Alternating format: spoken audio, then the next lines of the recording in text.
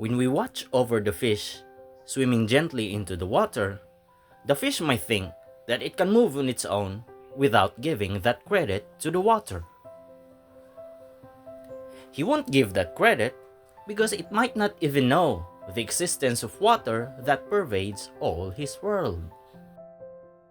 But whether the fish know it or not, it must face the fact that without the substance of water, it cannot breathe and eventually cease to exist. Likewise, all the things that rely their existence on water also cease.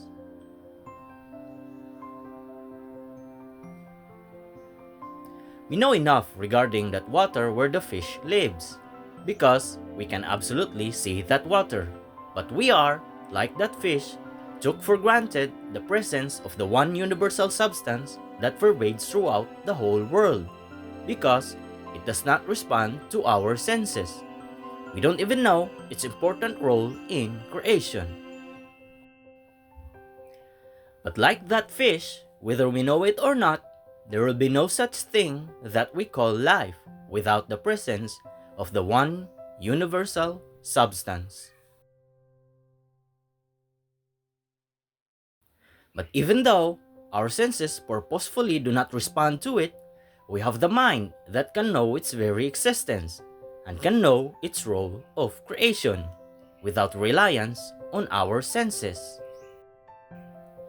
This is the right time to know how the Creator created the whole universe with just one indivisible substance. This concept became clear to me when one day I sat down at the riverside when I noticed these eddies appear in front of me. How these eddies are formed has something to do with the movement of the water. That is an undeniable fact. Please take note that these eddies are only an effect due to movement of water. We can't separate that effect to the water, because without the water, there will be nothing to move. As I keep on watching these eddies keep forming on the moving water, to my surprise, I saw one small eddy slowly approaching towards big eddy and swung it around like planets orbiting the sun or electron orbiting an atom. Another observable effect is that when these eddies are at the same size, they pivot around each other while moving closer, and when they are about to disappear, they lose their grip and move farther away from each other. And when they are not at the same size, the small ones pivot around somewhere near the big ones, but not totally at the center.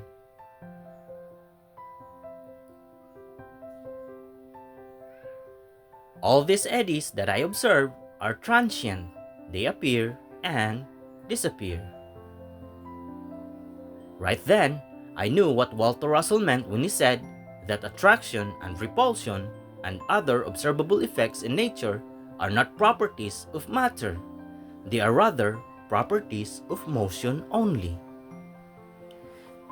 You see, this water is analogous to the universal substance. It's non-attractive and non-repulsive, but the motion of that substance is what constitutes attraction and repulsion. Our universe are created out of that transient swirling motion, and that swirling motion constitutes a single mass. Our three-dimensional inertial state are composed of these interlocking swirling motions. They interlock because their connections are mutual. Their mutual connections are what keeps their motion repeat. They repeat because as they discharge towards disappearance, they are simultaneously charged by everyone's discharge. These mutual connections keep them in place, that if you happen to remove one mass from its place of balance, it resists that change and seeks that place the moment you let go of it. This is motion in inertia. It simulates oneness through interconnectedness. When the Creator concentrates at any point, these masses begin to accumulate and concentrate in a small area. And as we already know, the greater the compression, the greater the resistance to that compression. the higher the manifestation of that energy state. And when the creator relaxes from concentration, each will seek their place of balance.